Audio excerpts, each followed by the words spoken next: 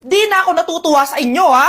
Number 3, ano ang pinupuntahan sa Bohol? Ma'am, Yes, Cheska. nasa 200 pesos to eh. Resort, ma'am?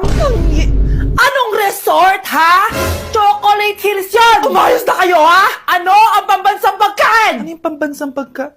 Ah, ma'am, favorite ko yan! Sige, Samantha. Napaka-basic naman neto. Tanghulo, ma'am! Pinaglolo ko na ba ako dito, ha?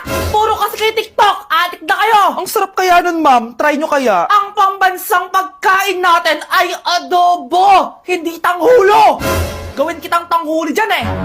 Okay, kakalma na ako, ha? Ang makakasagot neto, perfect na sa exam.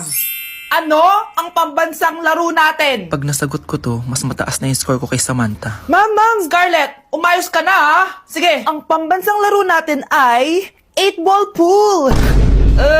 Anong 8-ball pool?